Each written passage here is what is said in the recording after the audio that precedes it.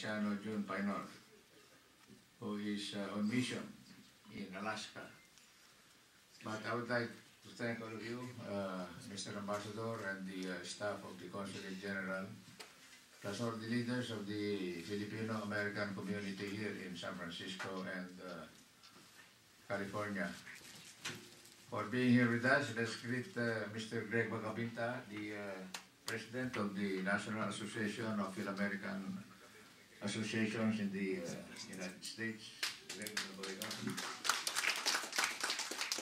as well as other eminent Filipinos and Filipino-Americans with us this afternoon. Sige, relax lang kayo, relax. Show your teeth, guys. You know, I like to show my teeth. Because mine are brand new, just like yours.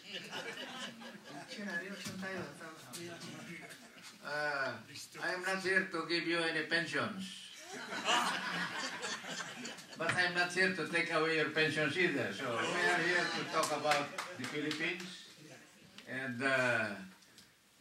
your concerns here in San Francisco, as well as maybe your hopes for the new Philippine government that is about to take over come 30 June.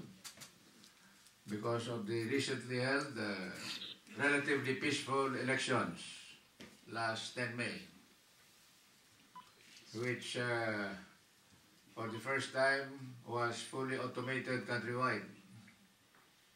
Although there are aspects of it which are still manualized. It's just like everything you do here in America. A lot of it is automated and computerized, but just the same you have to perform some manual operations, like getting your baggage out of the airport. You put in a dollar bill to get a postcard out, but if you do not have the right amount, then you do some manual operations. Ganun po yan. But as Ambassador Santos has mentioned, I do make a trip regularly to the U.S. and end up in San Francisco before going home. And I make it a point to get together with the Filipino-American community and to listen to you, and maybe we can discuss certain things that can lead to certain directions and hopefully some solutions in the end. We also would like to greet the younger Filipinos, kasi akala ng mga kababayan natin sa Pilipinas, lahat ng mga Pilipino na nandito sa Amerika ay puro matatanda na sobra ng 85 anyos, kagaya ninyo lahat. Pero hindi naman ganun. Because even the veterans of World War II, as well as the veterans of other wars, I see my fellow veteran here from the counterinsurgency campaign, Colonel Mike Aure. Mike, saan ka ba? Yan. Puti ng buhok yan.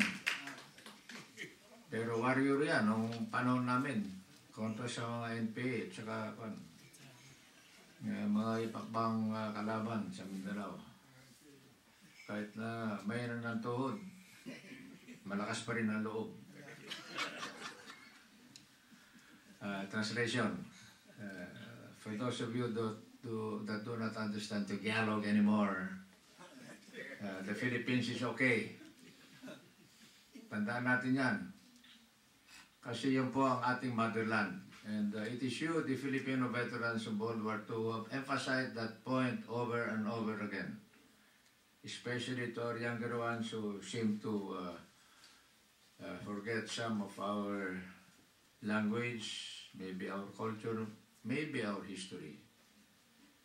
And there are 10 million of us out there, overseas, 10% of our population, of younger generations, of course, who are trying hard to take opportunities as they come, because jobs are not all that many in the Philippines.